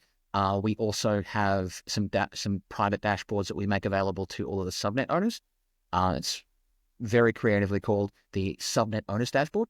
I know the marketing skills that came to come up with that name, I impress myself sometimes. And basically it just gives them some more real-time insights as to, hey, this is what's happening on your subnet. Here's people's vTrust. Here's how long they've set weights. Some details that they can get elsewhere, but this is kind of charting it over time and giving them some real-time feedback, as well as tracking who's setting what emissions on their subnet, and some various other statistics that they can view over a time frame to kind of get a better clue on things. We also, as I said, have some that that are for us to monitor our own validator on all the subnets, making sure things are behaving properly, and so that we get all sorts of alarm bells going off if anything hits the fan. And then also metrics for looking at the chain as a whole. So we do keep an eye on that and to try to keep an understanding of what's going on. Sometimes we see problems before other people do, or we're like, hey, this happened. Other times it's more just that we're sitting back and watching going, oh, this is where they're doing some work.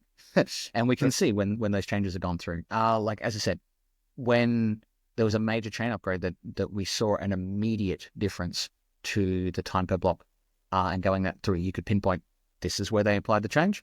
It took this long to come through. Here's where the effects were. So we can say we have empirical evidence that says, here is how the improvements that they've been making have improved the capacity of the chain, and then seeing that play out as they add more subnets and things not exploding, which is always good. I like it when things don't explode. Subnet expansion will be a factor of the speed limits of that underlying blockchain that is Bittensor. Yeah, so What is it's your it's yeah? both technical capacity of the network. Can it maintain this many subnets without everyone running into transaction limits, into mempool issues, all of these sort of things? And can it maintain its 12-second per block? Can it do all of that? And then also ecosystem things as well. It's like, is the ecosystem ready for this? Is the quality staying there? Is it a good idea to increase this, or do we need there to be a bit of a knife fight to clear out some of the crap? Like, what do we need to do? Has been the process so far. How that knife fight is going to work on a detail, maybe it won't happen. There won't be a deregistration. There has been some talk on whether or not that's the case, like, do we let everybody stay alive forever, or do we not? Again, the details haven't been finalized. We will know when the full gov prop comes forward for here's how it'll all work. But yeah, it's there's a lot of factors into that scaling process. Yes, as you were. Like you said, there's still uncertainty around the details of the future of really all of these things currently. What is your ultimate vision of the future in spite of all the details not being certain yet? What is the ultimate vision 10, 20, 100 years out? Is it alive this long? What does it look like? What do you think the future holds? Ultimately depends on how far out you're looking. My goal is that I think it is quite important that the open source movement as a whole takes control of the AI narrative and direction.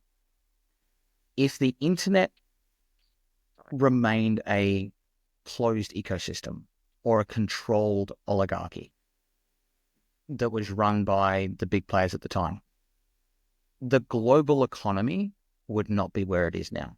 Technology would not be as it is now. Humanity would not have the capabilities that it has now because of those gatekeepers. A small handful of people would have become stupidly rich. I haven't anyway. But the capabilities of what the internet could do were made better, were made more whole, were much more grandiose because of its open nature. AI is the same thing, but also kind of you mix the internet with nuclear research, which on one hand is building nuclear power plants, researching fusion, but also bombs. So it's as much a tool as it is a weapon. And that is where the open source side of it is both necessary, but also scary. Because if everything is open source, then we can also protect ourselves against what's coming by seeing what is out there, and the community can work together for these things. But also it empowers the people who are going to do dickish things to have more resources available to do dickish things. But ultimately, people are going to make AI weapons with or without open source projects. Closed source private companies are going to make dystopian AI tools with or without open source. Governments are going to do totalitarian, really nasty shit with AI, with or without open source. But with open source, everybody else has a chance to. It is important that everyone have access to a lot of these tools, if not to use them themselves, to at least understand them, to have access to them. And for those that are making their own tools to also understand everybody else has nukes. Maybe don't fire a nuke. It's the thing of the reason why we, ideally don't have nukes flying everywhere is because everybody knows everybody else has them, and whoever fires first, war doesn't decide who is right, but who is left. And that kind of quasi mutually assured destruction hopefully keeps us alive through the AI space as well, which admittedly is a somewhat dystopian way to look at it. But when you've seen the scarier AI tools, you've seen what they can do, and you've seen who's using them and what for. The dystopian Black Mirror-y stuff is less sci-fi and more marketing real. So you gain a new appreciation for why this sort of thing exists and why it needs to exist. So I'm hopeful that Bittensor will continue to lead that space. Yeah, no one knows exactly what the future's going to hold. But I'm hopeful it will continue growing, continue leading that space, and hopefully we'll have a part to play in that. But I mean, it's crypto. We're here for the ups and downs. But I think that the mission and the goal of Bittensor is what has to survive for that 10, that 50, that 100 years. Because otherwise the cost of it not is not something that we want to see. So that's why I'm very hopeful for not just what Bittensor's doing, but for what it's trying to push. And that's also spurred on a lot of competition in the space, which is good. Mind you, some of that competition is crap. Again, it's crypto. Some of it is great, and it's all things that we can learn from. Again, just as we didn't want the closed-sourced Web 2 companies to be gatekeepers, we don't want to be gatekeepers either. And the more competitors that we see in the marketplace, it's the more good ideas. If Project Banana comes along and has a fantastic idea that solves a problem that Bittensor doesn't address, we go, well, that was a great idea. Thank you. Open source. They're going to take ideas from us. We're going to take ideas from them. And that makes everybody better. And so that's a good thing. So I'm looking forward to seeing how Bittensor continues to grow, not just in spite of competition, but because of competition. So that's going to be exciting in the future as well. And before we wrap it up, how would you define this mission of Bittensor? Would you say it's permissionless access? How would you define the mission? I mean, ultimately, nothing's truly permissionless. Like, it's not permissionless to build on Bittensor right now. You don't have to ask anyone for permission, but you need to have the capability of, well, having a very big bag of money. So,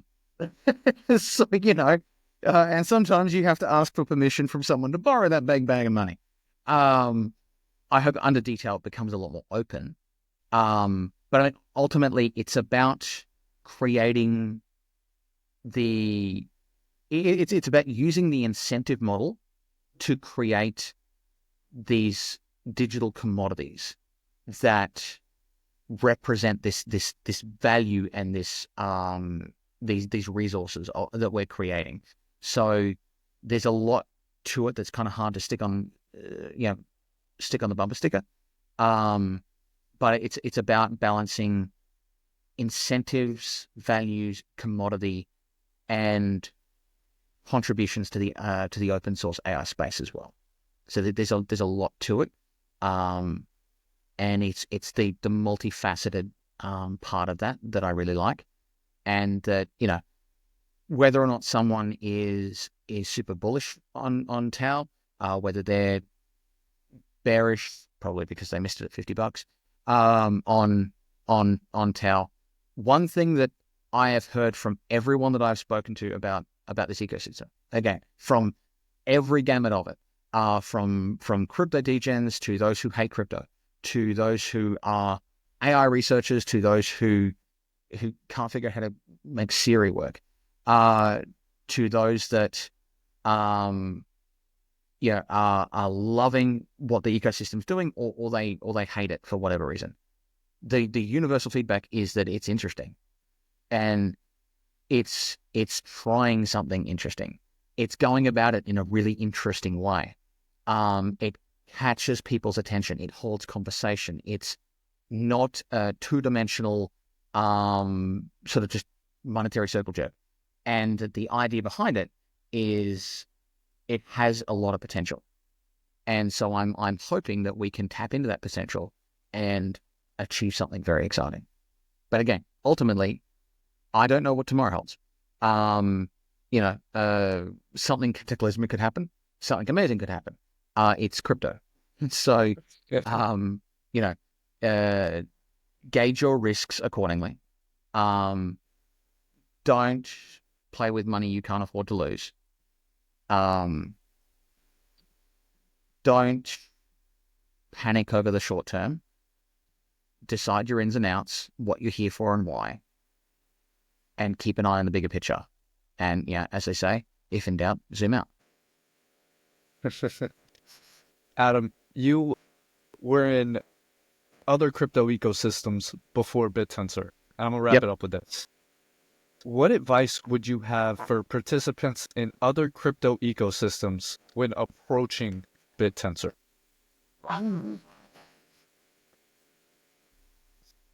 Pre and post dTAO, the advice is different.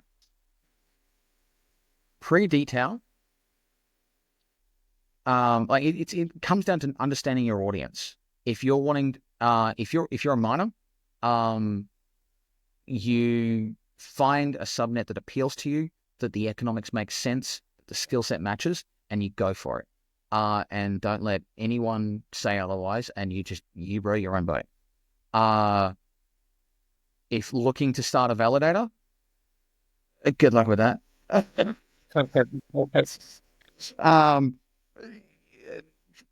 Find nice alcohol. You'll need it.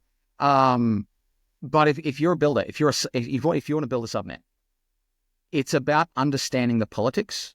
There's a large amount of the politics that you are needing to campaign for. This is more pragmatic advice. At the moment, your audience, who you need to appeal to, is 2 or 3 dozen validators. They are the ones that you need to impress. You need to catch their attention. They are busy. They are distracted. They have their own financial interests. You need to make them want to talk to you. You need to make them want to support you. You need to make them want to give you emissions. They have a pie that can only be chopped up so many ways. And if they're giving you emissions, they have to take it from someone else. So you have to give them a reason as to why you. Why should I support you? Who are you? Why do I care? Build relationships. Be a good communicator. Have a clear roadmap. Meet the expectations of the ecosystem, its participants, and its stakeholders.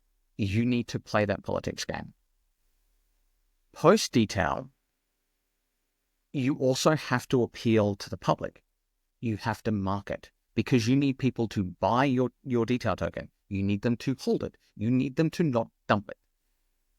You need to basically treat it like you are a token founder. You go from being a software founder, a software dev leading a team, to being a token founder. And you don't have to worry about tokenomics. You don't have to worry about exchange listings. You don't have to worry about liquidity. Hey, there's a whole bunch of things you don't have to worry about.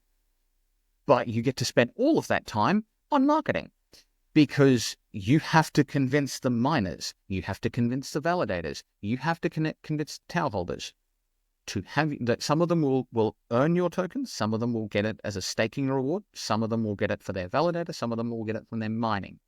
You need to convince them that whether they are earning it, getting it free, or buying it, to keep it, and preferably buy more of it. So you need to take those skills that you have seen from the founders of the other ecosystems that you've been in, and if you have run your own tokens, take the lessons that you've had to learn from that journey, and it's going to be a part of this ecosystem as well when you are then running your own token. But it's kind of like you are running a country that happens to only use the US dollar. You have your own economy, but you don't get to have your own monetary policy. You are pegged to someone else's currency, to a certain extent there. So you gain some advantages, you lose some flexibility, but you get to be part of this particular ecosystem. And the opportunities, the connections, the attention, the growth potential, and the liquidity that come from that. So it becomes a very appealing situation, but you need to understand what you're getting into, and you need to understand who it is that you're appealing to at the different times. And then you also have to figure out the best way to get the funds for your registration. Because if you are in a position where you have $1 million worth of TAO to pay for it now, hopefully under dTAO it'll be less, but at the moment, $1 million plus, power to you. You were probably doing okay already, but power to you. If you're not, you're probably going to need to organize funding. There are funding deals out there that are very favorable, that are very generous, that are supporting, that add more value than just here is money. They may bring connections, they may bring resources, they may bring introductions, they may bring other bells and whistles. There are also other ones that are awful. They are predatory. There is a mafia boss somewhere that is running a loan shark thing under some just dodgy Motel 6 next to a strip club, is going, well, damn, I'm in the wrong industry. Because even their loans aren't as sharky. So it's about understanding what you're getting into. That there are some deals that are great, some deals that are not. Don't just take the first thing offered to you. Shop around. Negotiate. Find your worth, find your value. Use that as a thing to make people want to be the ones funding you, as opposed to you just going, please give me the money. I will take whatever awful terms you offer. The differences that I have seen, I cannot say the specifics, but oh my word, there is a gamut. So be aware of that. Find someone that you can trust to ask their opinion. And if they're the one giving you the opinion, don't get it from them. What I mean by that is that I can't sell you a product that I'm earning a commission on and give you a fully objective opinion on that, because I want to sell you a product and earn a commission on it. So if I say, hey, who's the best person to get this from? And they say, well, me, of course. You may need to get a second opinion. That's not to say that they're bad, but everyone has their own financial interests. And understanding that and not walking in blind is very important, because it can really set the tone of what your relationship in the ecosystem is going to be like, how viable your business is going to be. Because ultimately, you can't just one-man band this. You're going to need a team. You're going to need support staff. You're going to need resources. You're going to need marketing. You're going to need a lot of things. And you're going to need time, money, patience, skills, and manpower for it. So you need to make sure that you can afford that, both until the money starts coming in, but also when the money does start coming in, that it's not all having to go back to the guy that paid for it. Because ultimately, then all you've done is you're now working for him. So keep that in mind and go in eyes wide open. Don't be afraid to fight for what you're worth. And yeah, just find people you can trust and build something awesome. Adam, it's been a pleasure having you on. Thank you. Thanks. Yeah, it was a lot of fun. Hopefully I didn't scare people away. I've tried to sort of be as balanced as possible. That can sometimes come across critical, but at the end of the day, if I didn't care about the ecosystem, I wouldn't bother being critical on it. I owe a lot to this ecosystem. As I said, after what happened before, I was pretty screwed. If it was not for this ecosystem and the opportunities that came and the blessings that have come along from that, or from the opportunities that's presented, I would be pretty screwed. There's no sugarcoating that. So I owe a lot to the ecosystem, and I want to fight for its betterment. And so it's just, understanding that what I'm saying comes from that perspective. And hopefully we can bring in new blood, new participants, and create something cool that isn't there, and that really takes things to the next level. Adam, well, the ecosystem is much better off with you in it. So thank you for all that you do, and thank you. Thank you very much.